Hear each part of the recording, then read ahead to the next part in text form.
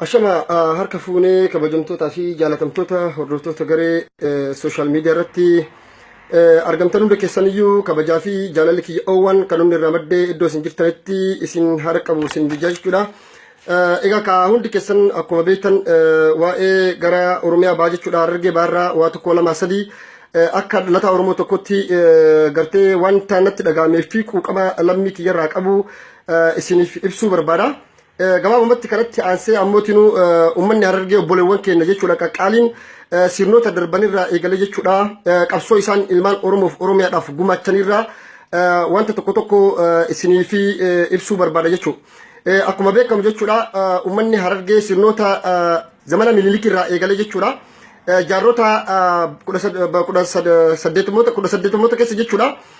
Sirni Habashaa yookaan sirna Minilikirraa eegalee obboleewwan keenya wareegama qaqqaalii kana hin jedhamne gartanii calii calanqoo hundi keessan ni yaadattanii seenaa isaas hayyicha keenya Jaafar Alii bal'inaan namootaaf akka galutti jechuudha qopheessee namootaaf ibsee jira jechuudha.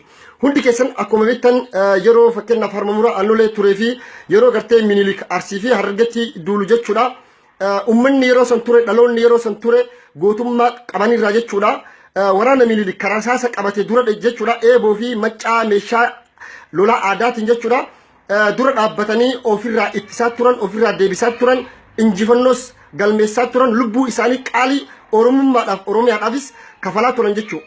Kanaaf seenaa qabsoo Oromoo keessatti jechuudha obboleewwan keenya kan Harargeedhaa bakka guddaa warroota qabanii fi hangafoota jechuun ni dandeenya jechuudha. Fakkeenyaaf sirnoota darban keessatti jechuudha hundi keessan akkuma beektan elemoo qilxuu ni beektanii jaarraa abbaa gadaa ni beektanii gootawwan hedduun ka keessaa burqan ka keessaa oomishaman sabboontonni ilmaan Oromoo qaqqaaliidha hanga ammaan kana addunyaa irratti argaman hayyoottan beektonni warroonni qabsoo fi Oromummaa fi Oromiyaa maal akka taate ummata isaa saboota isaa kan hin dammaqin hunda dadammaqsuu fi qaroomina qabaachuudhaan warroota beekamanii jechuudha. Uummanni obboleewwan keenya kan Harargee keessatti argaman guyyaa har'aan kana gartanii sirroota fakkeenyaaf yeroo mootummaa Haile Sillaasee haa ta'uuti yeroo mootummaa Dargis uummata takkaa diinaaf jilbiinfatee harki kennatee hin beekne uummata goota uummata hayyuu uummata beekaa uummata jiraa jechuudha. Kanaaf obboleewwan keenya kana wajjin nuti ilmaan Oromoodhaa tokkummaadhaan kaanee harka wal qabannee isaan cinaa dhaabbachuudha qabna isaan wajjin wareegamuudha qabna isaan wajjin gartee duguugamuudha qabna. Gartee guyyaa kaleessaa hundi keessan akkuma beektan bara 2015 jechuudha Oktoobar fincila fincirraa eegalirraa ka'iti yeroo akkasumas bara 2014 fincila diddaa gabrummaa keessatti hanga fincila xumura gabrummaa Oromoo Revolutionii keessatti jechuudha uummanni Harargee adda durummaadhaan warroota qabsoo kana keessatti shoora guddaa fi gahee guddaa taphatan keessaa isaan tokko jechuudha.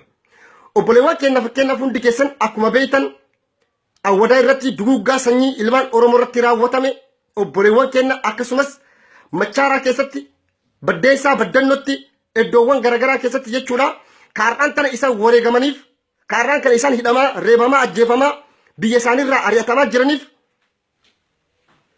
labsii mootummaan abbaa irreedhaa jechuudha magaalaa Finfinnee handhuura Oromiyaadhaa godina addaa guutumaan guututti bulchiinsa magaalaa Finfinnee jalatti deebisee federaalaan bulchuu fi saamiinsa lafaa qotee bulaan Oromoo lafarraa buqqa'uu hin qabu Oromoo waan ta'eef qofa zabanyaa ta'ee ilmi isaa kubulstoonii qu'uu hin qabu jedhee warra ka'ee uummata isaa wajjin dhaabbate jechuudha.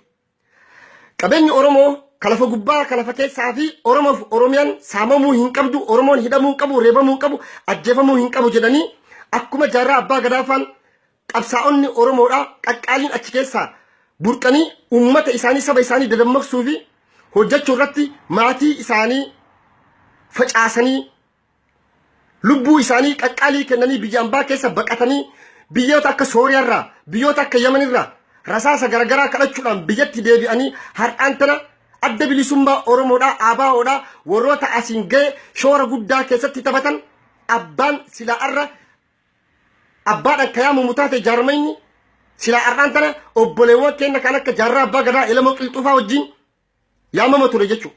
Kanaaf obboleewwan keenya qaqqaalii akkanaa kana jechuudha sirni har'aan kana amma jiru jechuudha TPLF ummata keenya irratti jechuudha wanta isaan dalagaa jiran argaa jirtanii jechuudha. Bara 2015 irraa eegalee erga labsii hatattamaa jala odoo Oromiyaan jirtu gara hundaan reebamaa osoo jirru saamichi lafaa aanota gandoota 32 irratti godhame hundi keessan ni yaadattan obboleettiin teennaa paarlaamaa keessa teettee caffee Oromiyaa keessa teettee kan isin dubbattes argitanii jirtan jechuudha.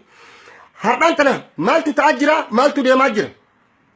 Poolisiin humna addaa yookaan liyyuu poolisiin mootummaa naannoo Ogaaden humna qabu hunda har'aan tana jeneraaltota TPLF yookaan jeneraaltota wayyaanetiin kan hogganamu jechuudha. Jeneraaltota wayyaanetiin kan hogganamu jechuudha. Guyyaa har'aan kana aanota Oromiyaa 9 gartee fakkeenyaaf warroota bulchiinsa Harargee bahaa akka Malaakuu Faantafaa hundi keessanii beektan aanota 9 guutuu qaata irratti hojjetanii kaartaa irratti kaasanii fixanii aanaa cinaaksanii fi baabbileen guutumaan guututti gandoota isaan jalatti argaman fuudhanii uummata kanaaf kennuudhaaf wanti hundi hojii manaa hojjetamee lafa jala xumuramee jira jechuudha. Akkasumas bulchaan aanaa Harargee bahaa jechuudha Jamal Musas akkasuma itti gaafatamummaa waan kana responsibility riskii kan fudhatuuf deemu jechuudha. Uummanni keenya kan Harargeedhaa kan naannoo sanitti argamu horsiisee bulaan qotee bulaan lafa sarraa buqqaa loon isaa re'een isaa irraa saamamaa jechuudha. Uummata keenya mana irratti gubaa mana barumsaa isaa irraa gubaa jechuudha. Mana yaalaa isaanii ka'arraan tana silaa bu'uuraalee misoomaa jedhaman hunda irraa balleessaa uummata keenya lafarraa buqqaasaa lafa babal'ifannarra ka jiru uummanni Ogaaden jechuudha. Hundi keessan akkuma beektan yeroo fincilli diddaa gabrummaa ka'e uummanni Habashaa yookaan uummanni naannoo Amaaraas yeroo mootummaa Itoophiyaatti ka'ee turetti namni TPLF yookaan Ihaadeg wajjin dhaabbate mootummaa Sumaalee qofa jechuudha. Yeroo akkasumas hin beektan naannoo uummanni Oromoo ka'es Oromoon itti kaates yeroo uummanni kun hundi itti ka'es kanaaf amma isaan maalidha feevariidha geemii taphachaa jiran jechuudha. Cheezii taphachaa jiran jechuudha amma isaan. Maaliif nu akkana si oolla jirra yeroo uummanni Oromoo fi Amaarrii fi uummanni Oromoo sitti ka'e nutu si wajjin dhaabbate nuuf ammoo feevarii kana nu taphadhu aanaa cinaaksanii baabbilee hanga Harargee hanga silaarraan tana akka isaanitti adare guutuu karaa Arsiitiin hanga Shashammandee Awaashitti jechuudha. Lafa kana dhuunfachuudhaaf warroota pilaanii kaartaa kaatee deemaa jiru jechuudha. Yoo wanti kun har'a kaasitti hin dhaabbanne taate Boris carraan aanaalee Baalee aanaa Sawweenaa aanaa Raayituu daawwee sarara daawwee qachan achiin hanga Booranaa Mooyyaletti jechuudha. Carraan isaanis kanuma ta'a jechuudha. Uummanni Harargeedhaa sabboonummaa qabanirraa dandeettii muuxannoo qabsoo lolaa keessattis haa ta'uuti qabsoo karaa nagaatiinis haa ta'uuti fincileewwan garaagaraa Oromiyaa keessatti godhatamu keessatti jechuudha warroota adda durummaadhaan tooftaa fi dandeettii ciccimoo qaban keessaa isaan tokko jechuudha. Kanaaf uummata keenya kana wajjin ilmaan Oromoodhaa addunyaa irratti argamtan hundi jechuudha haala barbaachisu hundaan karaa barbaachise hundaan birmannaan isaan barbaachisu akka isaan yaadanii olitti jechuudha isaan cinaa dhaabbachuudha qabnaa jechuudha. Har'aan tana fakkeenyaaf opiniyoon waan baay'ee tokko nu qaanyessitee jirti qaanofnee jirra Oromoon akka Oromootti jechuudha. Oromoon takkaa diina harka kenneen beeyne Oromoon takkaa diina harka kenneen beeyne jechuudha. Hundi keessan akkuma beektan uummata obboleewwan keenya ka Harargee sodaa sirni kun irraa qaburraa kan ka'e jechuudha. Har'aan tana rasaasa isaan qaban hidhannoo isaan qaban oorruu keessaa takka takkaan irraa guuranii hiikkachiisanii harka qullatti hambisanii jiran. Gaayaan opidiyoo jechuudha uummata keenya maccaa meeshaa lolaa ka isaa ka aadaa jechuudha ka irraa guuran yeroo irraa yerootti tiiviidhaan garagaraan argaa jirra jechuudha. Uummata kana harka qullatti hambisanii duguggaa sanyii kana hin jedhamne yeroo irraa yerootti irratti raawwatamaa jira jechuudha. Uummanni Harargee yeroo fakkeenyaaf gaafiin maaster pilaanii ka'u wanti isaan ilmaan Oromoo kaan wajjin dhumaa wareegamaa fakkeenyaaf awwadaa irratti duguggaa sanyii raawwatame Oromiyaa keessatti hin raawwatamne jechuudha. Hundi keessan Sabriina Abdallaa ni yaadattan calanqoo irratti wanta isirratti ta'e jechuudha. Intala miskiina guddistu wanta ciroo irratti ta'e hundi keessan ni yaadattan jechuudha. Machaara irratti ta'e hundi keessan ni yaadattan guyyaa tokko keessatti ilmaan Oromoo 30 ol ka fixan jechuudha. Akkasumatti hidhaan reebichi dararaan kan hin jedhamne ilmaan Oromoo irra gahaa jira jechuudha. Fakkeenyaaf jechuudha hundi keessan akkuma beektan ilmaan Oromoo keessattuu magaalaa Wadaa keessatti argaman uummata diinagdeedhaan of utubee of ijaaree maayikuroodhaan jechuudha wal gurmeessanii hojjetan jechuudha. Har'aan tana isaan irratti gibira kan hin jedhamne dachaa irratti kafalaa hayyama daldalummaa isaanii harkaan fudhachaa har'aan tana jimaa impoortii ekspoortii Jibuutii fi magaalota addunyaa irratti jechuudha. Fakkeenyaaf an barataa akkaawuntiingiidhaan garaajoota godhe jechuudha. Sadarkaa tokkoffaarra ka jiru buna bunatti aanee galiin Itoophiyaa qabdu keessaa guddichi taaksiin biyyattii bu'uuraalee misooma biyya san misoomsee arraan tana karaa fi mannootii barnootaa si agartan san hunda ijaaraa jiru jimaadhaa jechuu galii lammaffaan biyyattiin sun ittiin jirtu jimaadhaa jechuu akkuma yeroo tokko mallas zeenaawi jedha jechuu qoosaas keessa sinii dabalaatiin caat kamaqam wala sawnat jimaa qamoodhaan namummarraa gara mukatti namni jijjiirame hin jiru kan inni itti jedha jechuu biyya san arraan tana isaan hayyama daldalummaa san irraa guuranii warroonni TPLF kan akka Azee Masfirfaan arraan tana waraqaa daldalummaa saniin hojjechaa jiranii jechuu kanaaf ilmaan Oromoodhaa nuti uummata Sumaalee guyyaa takkatti guyyaa lamatti ofirraa dhaabuu dandeenya jechuu yoo ka waliigaltee qabaannu taate yoo nu ka tokkummaa ka qabaannu taate hundi keessan akkuma beektan mootummaan naannoo Ogaadin misoomaan parsantii 5-0 jechuu kanaaf nuti har'aan tana ilmaan Oromoodhaa mee hin dhumtaniiti torbaanuma tokko guyyaa 15 jechuu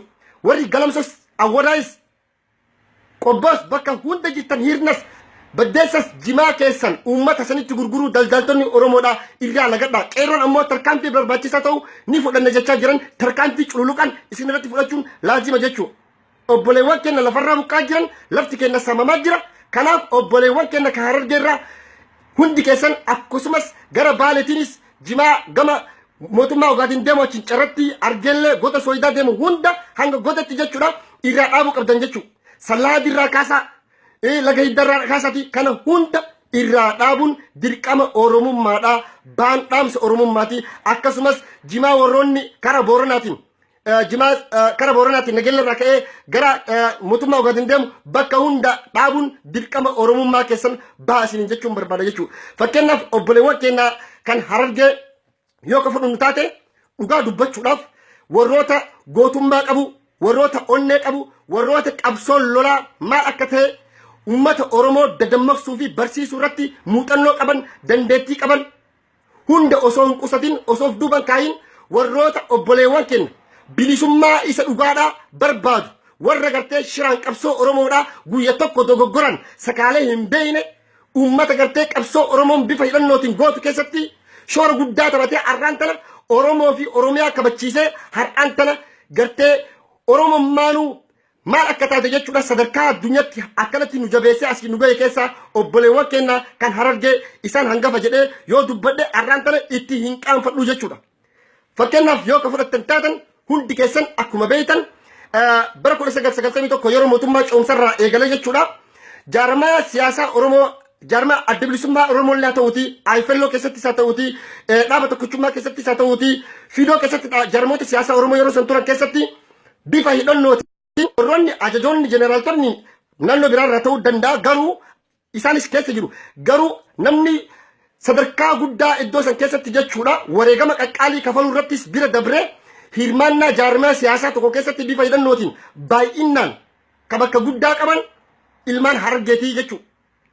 Har'aan tana adda bilisummaa Oromoo kana warroota bu'uurarraa kaasee har'aan tana hanga ammaan kana asiin gahe jechuudha. Wanti ummata obboleewwan keenya ka lubbuu itti hore lubbuu itti afuufee jechuudha. Kanaaf nuti obboleewwan keenya ka har'aan tana Oromummaa fi Oromiyaa asiin gahe kana cinaa dhaabbachuudhaan dirqama Oromummaa keenya bahuu qabna jechuudha. Fakkeenyaaf salphina opiniyoon nu salphiste keessaa waa tokko hubachuun barbaachisaadha. Innis maalidhaa?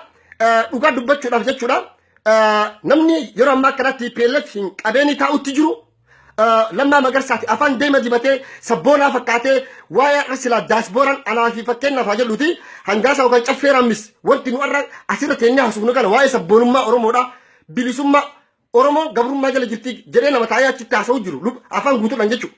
Nullee asuma teenyee gabrummaa jala jirra jennaa isaa jira jechuudha.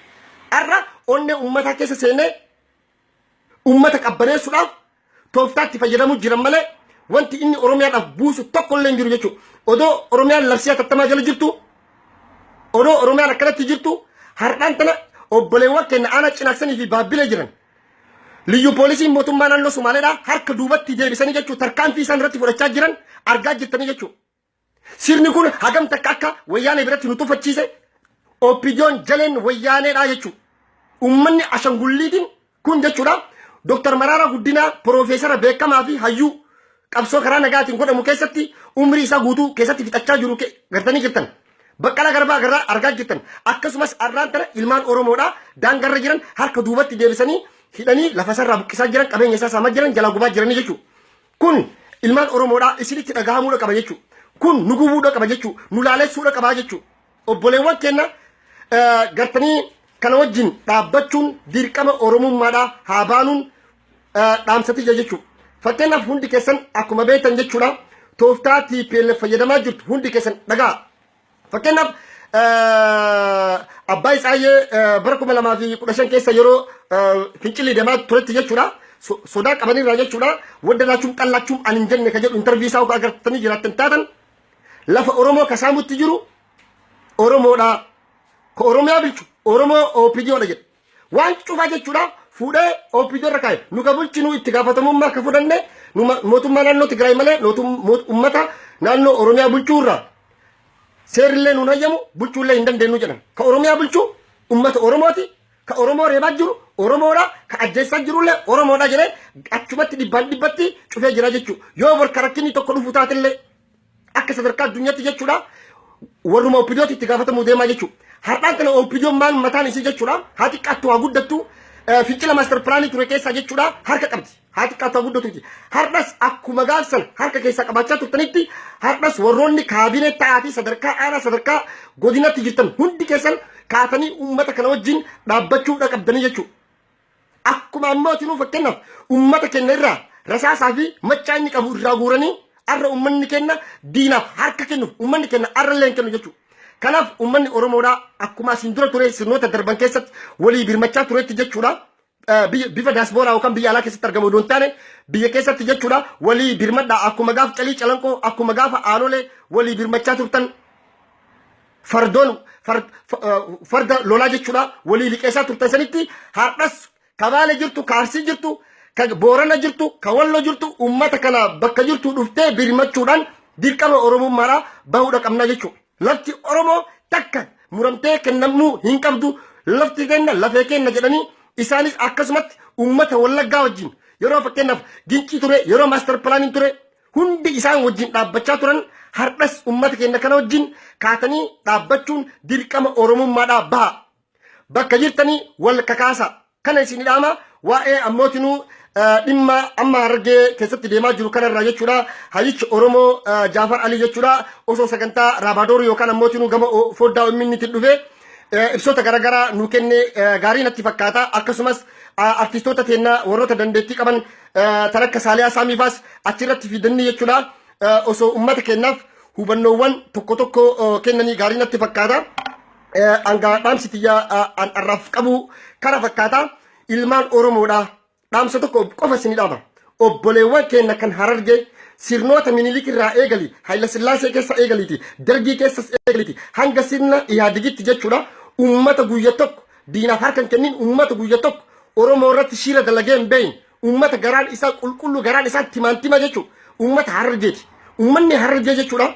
Qabsoo keessattis uummata shoora guddaa taphachaa ture gahee guddaa taphachaa ture. Har'as itti jiran jechuudha. Takka diinaaf uummata harka kenneen beeyin biyyarraa baqatee maatii isaa facaasee kun baaratti dhume kun jiruu baqaa keessa kun mana hidhatti torchii ta'ee ka du'aa jiru ka ajjeefamaa ture ka ajjeefamaa jiru lakkaawamee dhumuu hin danda'u jechuudha. Uummata kana wajjin uummanni kun maaliif dhume? Oromummaa fi Oromiyaadhaaf dhume.